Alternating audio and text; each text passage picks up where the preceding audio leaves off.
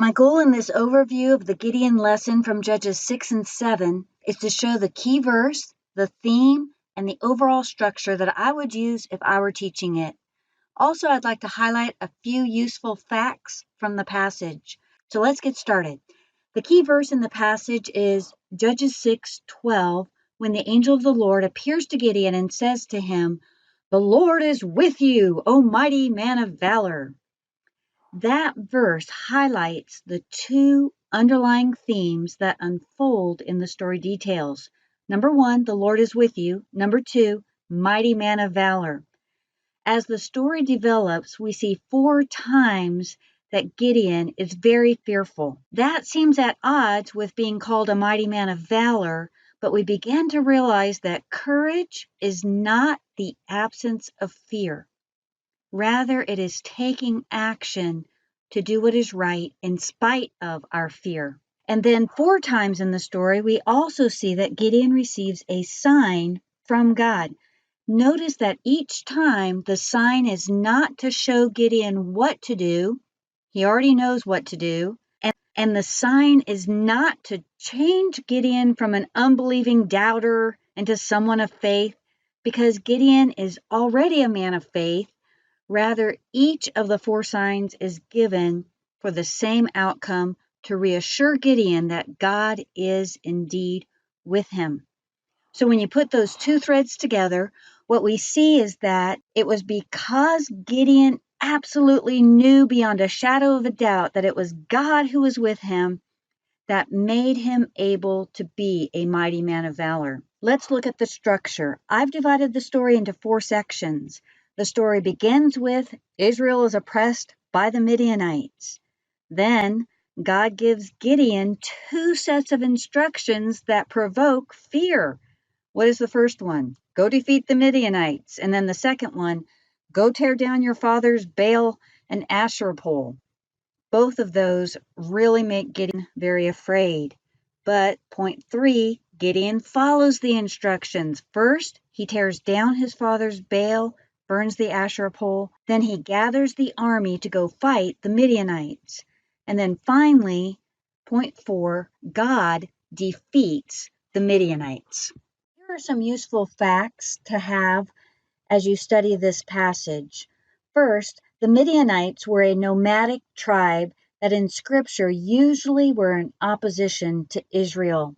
They would swoop down on the land like a locust swarm and take food, take a lot of the livestock, and then move on out of the area. The Amalekites were always enemies of the Israelites, and in this instance, they join with the Midianites and have a combined force of 135,000 warriors.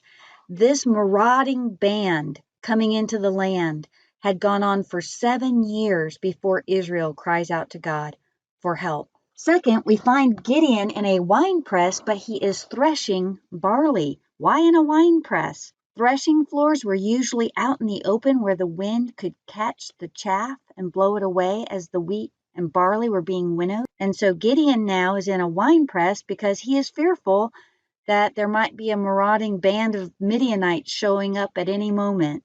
Third, when the angel appears to Gideon and says, "The Lord is with you, O mighty man of valor," Gideon starts saying that he wishes God would do something really great and deliver them like the stories they had heard in the past. And notice, Gideon is already a man of faith. Fourthly, there are 2 things that would block God receiving the credit if he did something great. One is that the people, because they were steeped in Baal worship at this time, would give the credit of any victory to Baal. And the other is that if they had a great army that could muster themselves up to defeat the Midianites, they would take the credit. And both of these things, God is going to remove. First of all, the Baal altar is what he says to get rid of. And then he's going to reduce the army size so that neither one of those things will get the credit for his battle and his victory. But that comes out of Gideon's heart desire. God, show yourself great. Fifth, we see Gideon's fear a second time when he goes to pull down his father's altar because he's going at night. But notice that he does do what God has said. So we have this contrasting, he's afraid, but he acts. He's afraid, but he takes action.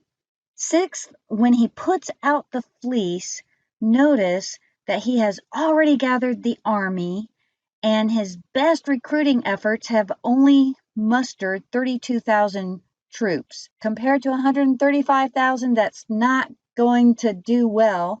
And so he puts the fleece out not to find out what to do, but rather to find out, God, is this indeed really you? We find that in chapter 6, verse 36, if you will deliver Israel through me as you have spoken. Now, this idea of putting out a fleece is often done when trying to find God's will. God, if you have this happen, then I'll know I'm supposed to do this. Or if it goes this way, then I'll know. That is not at all what is happening in this story. Gideon already knows what to do. He is making sure in his own heart and mind that what he has heard is really from God, because there is nothing from what his eyes can see that would make this a logical thing to do apart from God. Finally, in the conclusion of the story, God defeats the Midianites through Gideon, just like the angel had said at the beginning of the story. And this is one of my favorite parts, when God said, if you are still afraid, go down to the Midianite camp, listen to what they are saying.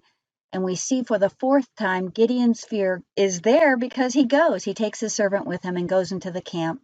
He listens to one man relating a dream to his friend, sees this barley loaf coming down into the camp, rolling in, it hits the tent falls down flat, and the friend knows immediately that's Gideon. Notice what it says in chapter 7:14.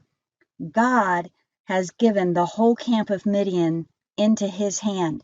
So even the enemy knows God is the one doing it. God is the one getting the credit for it. When the soldiers surround the Midianite camp, there's a panic that ensues. They start killing each other, and then they start to flee. And Gideon's soldiers that had just been sent home earlier are summoned to help with the fleeing army. Other tribes come to help as well, and the army is completely routed. Israel's delivered mightily, like in the days of old. By Gideon? No, by God, who was with a mighty man of valor, willing to act because he knew that it was God who was with him. As you prepare this lesson to teach, take a minute to ask yourself where God has put you. Do you feel afraid of the task? Does it seem impossible by what you are looking at in front of you? Well, who is with you? Is there anything that would take the credit away from him? Look at those things and then ask yourself, what is God doing through you because he is with you? Many blessings as you teach.